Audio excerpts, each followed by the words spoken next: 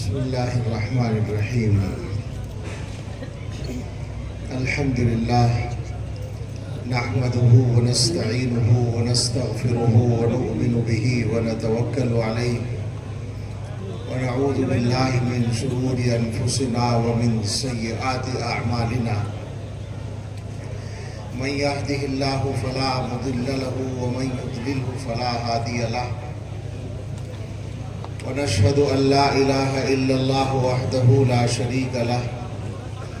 ونشهد أن سيدنا ونبينا ومولانا محمدا عبده ورسوله صلى الله تعالى عليه وعلى آله وأصحابه وبارك وسلم تسليما كثيرا.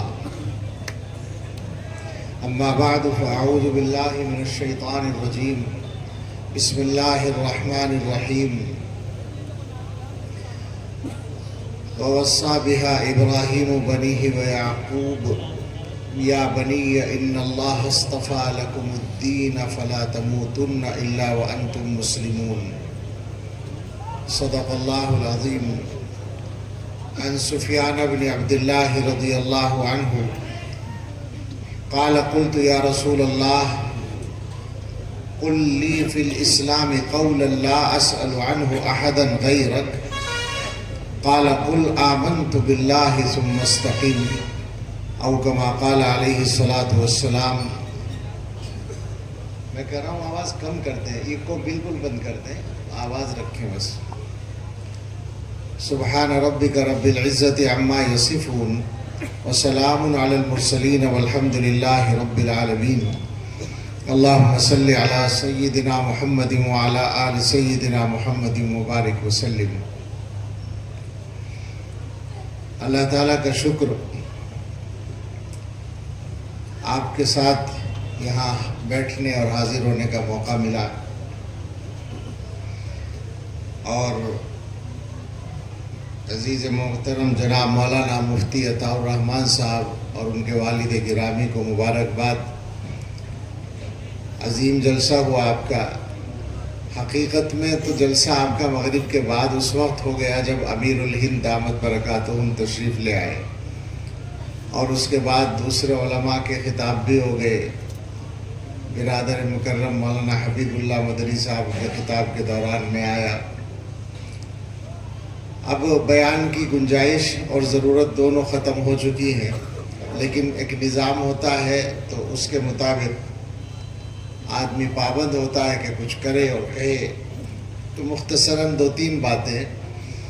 مسلمانوں کے مسائل میں اگر یہ طے کرنا ہو کہ سب سے بڑا مسئلہ یا سب سے بڑی ضرورت یا سب سے اہم معاملہ کیا ہے، اور اس کا فیصلہ کرنے کے لیے مسلمانوں میں جو بڑے دماغ ہوں دنیا بھر میں، ان سب کو جمع کر کے ان سے فیصلہ کرانے کی کوشش کی جائے، تو ہمیں یہ لگتا ہے کہ ایک بات پر ان کا اتفاق ہو جائے گا کہ مسائل تو بہت ہیں، لیکن سب سے بڑا مسئلہ ہے کہ ہم اور ہماری نسلیں ایمان پر قائم رہیں، ایمان پر جئیں اور ایمان پر مریں. مسائل اور بھی ہیں اور بہت سارے ہیں، اور ہر مسئلے کے حل کے لیے ہمیں محنت بھی کرنی ہے، کوشش بھی کرنی ہے. لیکن جو اصل مقصد ہے، جو اصل منشا ہے، جو اصل گویا ہماری ساری سرگرمیوں کا محور ہے، وہ یہی ہے کہ ہم دنیا میں جئیں مسلمان بن کر، اور دنیا سے جائیں مسلمان بن کر. ایمان پر جئیں، ایمان پر مریں. اسلام پر جئیں، ایمان پر مریں. یہ تو ہمارا مسئلہ ہے. دوسری طرف ایک دنیا ہے، دنیا کی طاقتیں ہیں، دنیا کی آبادی کا ایک بڑا حصہ ہے. اس کا مسئلہ وہ ہے جو شیطان کا مسئلہ ہے، جس کا ارادہ کر کے یا چیلنج دے کے شیطان دنیا میں آیا تھا.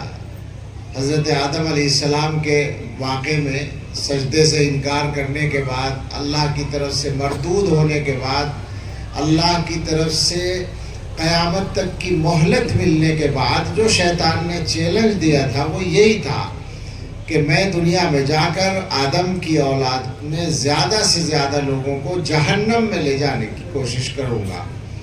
یہ جو اس کا مشن ہے یہ ظاہر ہے کہ اس کے کارندوں کا مشن ہے جو شیاطین الانس والجن دونوں ہیں، انسانوں میں سے بھی ہیں اور شیطان کی برادری سے بھی ہیں۔ تو ہمارے سامنے یہ چیلنج اس وقت سب سے بڑا چیلنج بن کے کھڑا ہے۔ ہم جس زمانے میں جی رہے ہیں اس زمانے میں عمومی طور پر طاقت ہمارے پاس نہیں ہے۔ جن ملکوں میں ہم حکومت بھی کرتے ہیں تو یہ کہیں اگر تو کوئی غلط بات نہیں ہوگی کہ حقیقی طاقت کا سرا وہاں بھی شاید ہمارے ہاتھ میں نہیں ہے، اور خصوصاً ایسے مسائل جن کا تعلق ہماری بنیادوں سے ہے، ہمارے ایمان سے ہے، ہمارے نوجوانوں کی تربیت سے ہے، ان مسائل میں تو مجھے لگتا ہے کہ بالکل ہمارے ہاتھ میں نہیں ہے۔ مجھے ایک چیز یاد آتی ہے، غالباً 2003 کی بات ہے، جب عراق میں صدام حسین کی حکومت کا خاتمہ ہوا تھا امریکہ کے ذریعے، اور امریکہ کی نمائندہ حکومت وہاں قائم ہوئی تھی۔ اس کے قیام کو 3 مہینے ہوئے تھے شاید، جب اخبار میں ایک چھوٹی سی خبر آئی تھی، اسے میں نے پڑھا اور پڑھ کر میں متوجہ ہوا، چونکا اور اس کو یاد رکھا، بیان بھی کیا بہت سی جگہ۔ خبر یہ تھی کہ حکومت نے، یعنی وہی امریکہ کی نمائندہ حکومت نے ایک فرمان جاری کیا کہ یونیورسٹیوں میں جو مذہبی دینی شعبہ ہے، دینیات کا شعبہ ہے، اس کے نصاب پر نظر ثانی کی جائے۔ آپ غور کریں کیا مطلب ہوا اس کا۔ صدام حسین کے دور میں ہی کون سی یونیورسٹیوں میں دارالعلوم کا نصاب پڑھایا جا رہا ہوگا؟ یونیورسٹیوں کا ایک شعبہ دینیات کا شعبہ، اس میں جس قدر قرآن و حدیث پڑھایا جا رہا تھا وہ بھی منظور نہیں تھا، اس پہ نظر ثانی۔ اور نظر ثانی کا مطلب تو آپ سمجھتے ہوں گے، اس زمانے کے بہت خاص لفظوں میں سے ہے نظر ثانی۔ یعنی اگر یوں کہا جائے، کہنا ہو کہ مثلا حکومت نے تیل کی قیمت بڑھائی، تو یوں نہیں کہا جائے گا کہ تیل کی قیمت بڑھائی، کہا جائے گا تیل کی قیمتوں پہ نظر ثانی کی گئی۔ کہنے کا یہی طریقہ ہے۔ تو نظر ثانی کا مطلب تھا کہ وہاں سے دینی نصاب کو اور گھٹا دیا جائے۔ میں نے یہ گزشتہ 20-25 سالوں کے عرصے میں دنیا کے اندر ملکوں میں جو تعلیمی نظام چل رہے ہیں، چھوٹی موٹی معلومات، میری معلومات بہت زیادہ نہیں ہے، لیکن جو مشاہدہ کیا ہے اور وہ ہمارے ملک میں بھی آ گیا، تو ان سب کو دیکھ کر یہ سمجھا ہے کہ عالمی طاقتوں کا ایجنڈا ہے تعلیم کے سلسلے میں، جو ہر ملک میں نافذ ہو رہا ہے، وہ مسلم ملک ہو یا دوسرے ملک ہو، ہمارا ملک بھی اسی میں آتا ہے۔ ایسے حالات میں ظاہر ہے کہ ہم اس کو ختم کرنے کی پوزیشن میں نہیں ہیں، تو اس کے ساتھ رہتے ہوئے ہمیں اپنے اور اپنے بچوں کے ایمان کی حفاظت کا انتظام کرنا ہے۔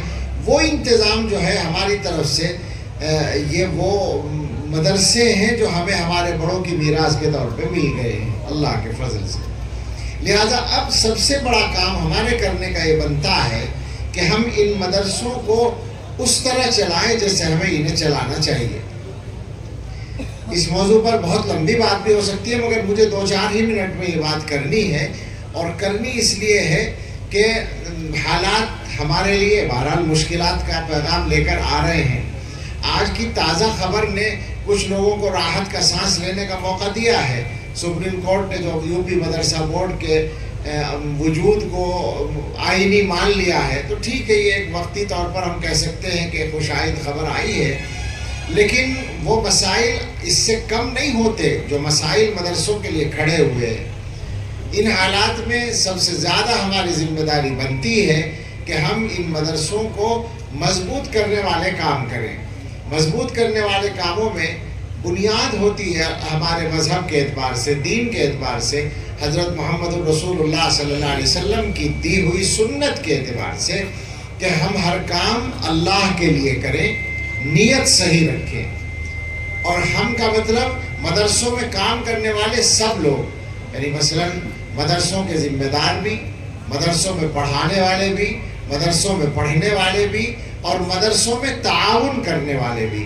کسی کے بھی سامنے ختم کرنا ہے، کسی کے بھی سامنے اللہ کی رضا کے علاوہ کوئی اور مقصد نہ ہو۔ خاص طور سے میں اپنے بچوں سے، جوانوں سے جو بڑی تعداد میں یہاں بھی موجود ہیں اور ہر جگہ رہتے ہیں، یہ کہوں گا کہ یہ عمر جو ہے، اس عمر میں آدمی کو نمایاں ہونا اچھا لگتا ہے. اس عمر کی خواہشات میں سب سے بڑی خواہش، بلکہ اگر غور کریں تو اس عمر کی کیا قید ہے. ہم لوگوں کی عادت ہو گئی ہے کہ ہم سفید داڑھیوں والے جو ہیں وہ جوانوں پر بات رکھ کر کہہ دیتے ہیں، ورنہ جوان ہو یا بوڑھے ہم سب کا اس معاملے میں ایک جیسا حال ہے کہ اپنے آپ کو نمایاں کرنے کی خواہش ہمارے اندر بہت رہتی ہے. اور نمایاں کرنا بھی کیا ہے، زیادہ سے زیادہ یہ کہ ویڈیو میں ہمارا چہرہ آ جائے، فوٹو میں ہمارا چہرہ آ جائے، اسٹیج پہ ہم نظر آ جائیں. یہ اتنی چھوٹی سی اور اتنی معمولی سی اور اتنی غیر یعنی پائیدار سی خواہش ہے کہ کسی سمجھدار آدمی کی یہ خواہش ہونی نہیں چاہیے، مگر یہ ہو رہا ہے، ہوتا ہے. نقصان ہوتا ہے اس سے. آدمی اصل کام پر دھیان نہیں دے پاتا. اصل کام کرو، جس کے کرنے کا جو کام ہے اس کام کو اللہ کی رضا سامنے رکھ کر کرو. پڑھانے والے اس چکر میں نہ رہیں کہ ہماری تعریف ہوگی، ہماری شہرت ہوگی، بلکہ ہمیں بچوں کو تیار کرنا ہے، ہمیں طلبہ کو بنانا ہے، ان کو اپنے پاس جو کچھ ہے وہ منتقل کرنا ہے ان تک اللہ کی رضا کے لیے.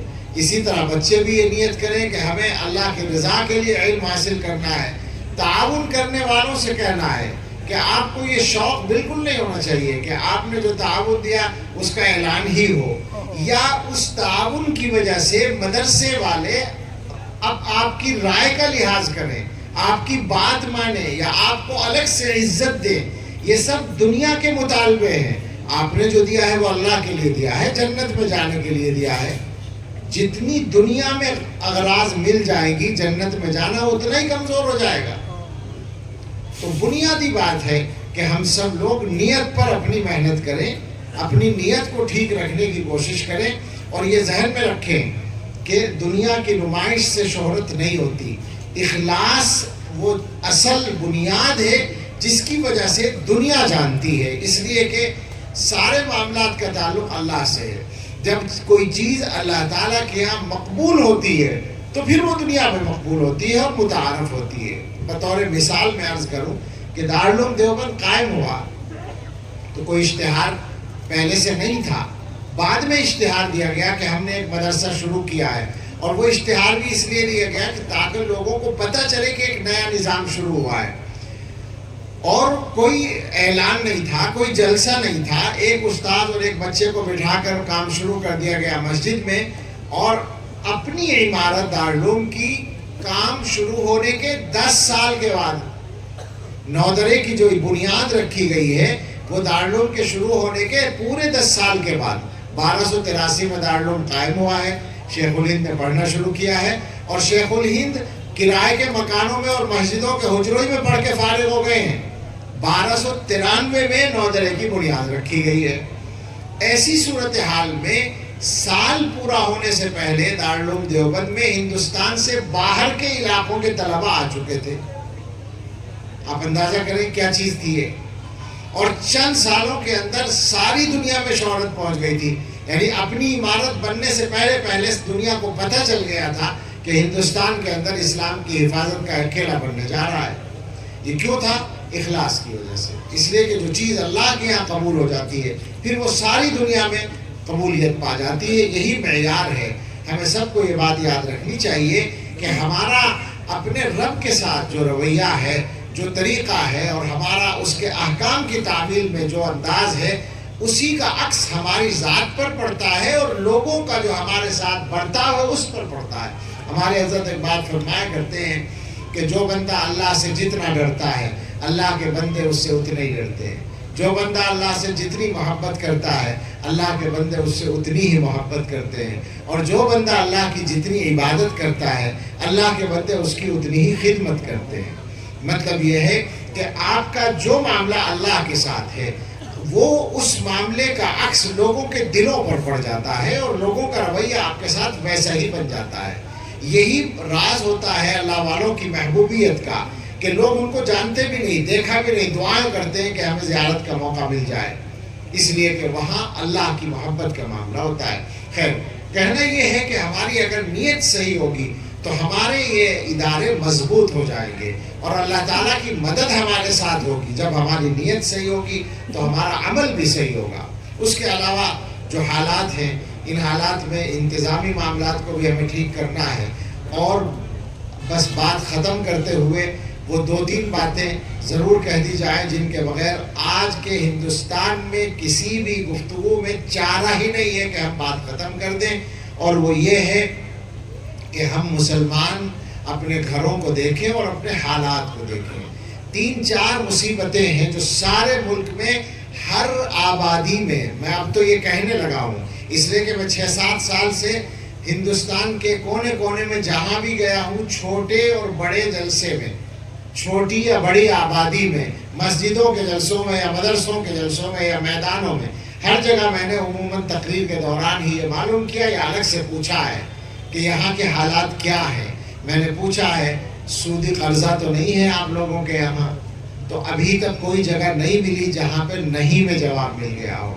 کشمیر سے لے کے کیرلا تک کی بات کر رہا ہوں، گجرات اور راجستھان سے لے کے تریپورہ اور آسام تک کی بات کر رہا ہوں، اور بیچ کے سارے علاقے اور ہمارے سارے اضلاع اور ان اضلاع کے چھوٹے بڑے گاؤں اور قصبے، سب جگہ کی بات میں کر رہا ہوں. اور اب تو میں یقین سے کہتا ہوں کہ مسلمانوں کی کوئی آبادی اس مصیبت سے خالی نہیں ہے کہ سودی قرضوں میں بندھے ہوئے ہیں، بندھے ہوئے ہیں. ایک حدیث سب کو معلوم ہے، اللہ کی لعنت ہے سود لینے والے پر بھی دینے والے پر بھی. حدیث پہ تو سب کا یقین ہے. جب اللہ کی لعنت ہے تو گھر کے حالات ٹھیک کیسے ہوں گے؟ رحمت کیسے آئے گی؟ گھر میں برکت کیسے آئے گی؟ بچے کیسے صحیح ہوں گے؟ دوسری مصیبت، مجھے تفصیل کا موقع نہیں، دوسری مصیبت نشے کی ہے. پورے ملک میں یہ صورتحال ہے، کوئی جگہ بچی ہوئی نہیں ہے جہاں مسلمان اور ان کے بچے نشے میں مبتلا نہ ہو. کشمیر کی بات بھی کر لیں آپ تو جا کر دیکھ لیں، اس وقت کشمیر والے سر پکڑے بیٹھے ہیں. کشمیر کے جو فکر مند لوگ ہیں وہ کتنے پریشان ہیں. وہاں کے نوجوانوں کو، لڑکوں اور لڑکیوں کو، اور صرف کشمیر میں نہیں پورے ملک میں یہی حال ہے. ایک جگہ سے میرے پاس ایک میسج آیا، نام بھی لینا اچھا نہیں لگتا صوبے کا کہ فلاں صوبے سے آیا، فلاں شہر سے آیا، یو پی سے باہر سے آیا.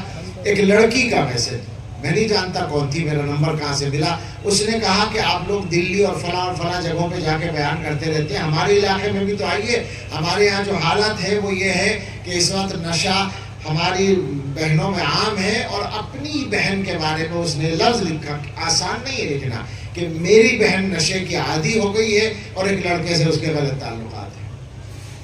اصلاح کے لیے آئیے، کوشش کیجیے. یہ صورتحال ایک جگہ کی نہیں ہے، تقریباً ہر جگہ. چونکہ نشے کے بعد تو آدمی کس برائی میں مبتلا ہو کہنا مشکل ہے.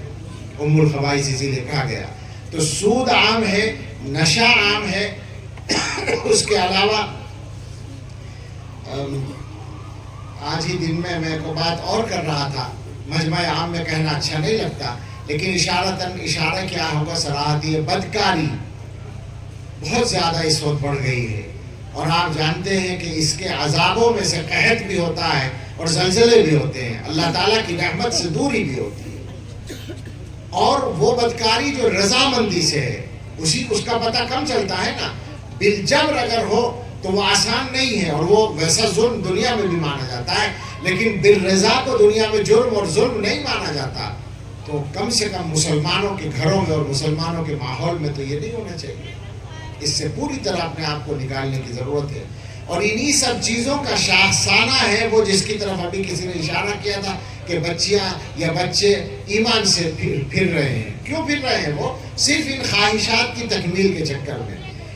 ایسا بھی ہے کہ ان کی طرف سے محنت ہو رہی ہے اسلام کے بارے میں شکوک پیدا کرنے کے لیے، تو وہ بھی ہو رہا ہے. الحاد بھی آ رہا ہے، الحاد بھی اپنی تیز رفتاری کے ساتھ اپنا سفر آگے بڑھا رہا ہے. لیکن یہ جو واقعات ہیں اسکولوں اور کالجوں میں بچوں کے بگاڑ کے، ان کا زیادہ تر تعلق انہی خواہشات کی تکمیل سے ہے. تو سب لوگ سنجیدہ ہو جائیں، خدا کے واسطے ہر آدمی اپنے اپنے گھر کو پکڑ لے. میں آپ سے اگر کہوں تو برا نہ مانیں کہ ہم لوگ اپنے گھروں سے غافل ہیں. ہمارے اکثر مسلمان بھائی اپنے گھروں سے غافل ہیں. ماں باپ کو یہ خبر نہیں ہے کہ میرا بیٹا رات کو 9 بجے سے 12 بجے تک کہاں رہتا ہے اور کیا کرتا ہے. اور ماں باپ کو یہ خبر نہیں ہے کہ ہماری بیٹی دن میں جو 12 بجے سے 4 بجے تک اسکول کے نام پر گئی ہوئی وہ کہاں رہتی ہے. اکثر ماں باپ کو یہ خبر نہیں ہے، اور یہ بدترین صورتحال ہے، ہمیں اس سے نکلنا ہے، اس کے علاوہ ہمارے پاس کوئی چارہ نہیں۔ ہم پورے طور پر ان مصیبتوں سے اپنے آپ کو نکالیں، سودی قرض ختم کریں، حلال پر اکتفا کریں، چاہے تنگی ترشی سے بسر کرنی پڑے، انشاءاللہ برکت بھی آئے گی، روزی مقدر کی مل کے رہے گی۔ گھروں سے سودی قرضے کو بالکل نکال دیں۔ نشہ اگر ہو تو اس کے لیے محنت کریں، چونکہ نشے کی عادت پڑ جاتی ہے، اس کے لیے محنت کرنی پڑے گی اس سے بچانے کے لیے، اور برائیوں پر نظر رکھیں، برائیوں کے ہونے کے جو راستے ہیں ان کو بند کریں، غیر محرموں کی ملاقاتوں کے راستے بند کریں اور نگرانی رکھیں۔ یہاں سے اگر یہی چیز ہم لوگ یاد کر کے لے جائیں اور اس پر کچھ عمل ہو جائے، خدا کے واسطے جلسے کو رسم نہ بنائیے۔ جلسہ کرنا بھی، میں کل ایک جگہ کہہ رہا تھا، جلسہ کرنا بھی آسان نہیں ہوتا، آج کل تو اور مشکلات پیدا ہوئی۔ جلسہ کرنے والوں سے پوچھو کتنے دنوں پہلے سے محنت کرتے ہیں، کتنے تاریخیں لینا ایک محنت کا کام ہوتا ہے، اس کے لیے خرچ کا انتظام کرنا، آپ سب کو دعوت دینا، اور اس کے بعد عملی طور پر جلسے کی ساری کارروائی چلانا اور سرکاری ضابطوں کو پورا کرنا، ان سب محنتوں کے بعد جو کام ہوتا ہے اس کا کوئی فائدہ تو ہونا چاہیے۔ وہ فائدہ یہ ہے کہ ہم تبدیلی پیدا کریں اپنے ماحول میں۔ اگر کل کوئی ہمارے گھر میں کمی تھی، آئندہ کل وہ کمی باقی نہیں رہنی چاہیے، اس کی کوشش کریں۔ اللہ ہم سب کو توفیق دے اور اس جلسے کو ہم سب کے لیے نافع بنائے اور اپنی بارگاہ میں قبول فرمائے۔ اچھا، نکاح ہونے جن 3-4 مصیبتوں کا ذکر کرنا تھا مسلمانوں کی، ان میں شادیوں کا بھی تھا، وہ بھول گیا میں۔ جس طرح ہمارے یہاں شادیاں ہوتی ہیں وہ بھی ایک بڑی مصیبت ہے، اس کو بھی کوشش کیجئے مختصر کرنے کی، آسان کرنے کی۔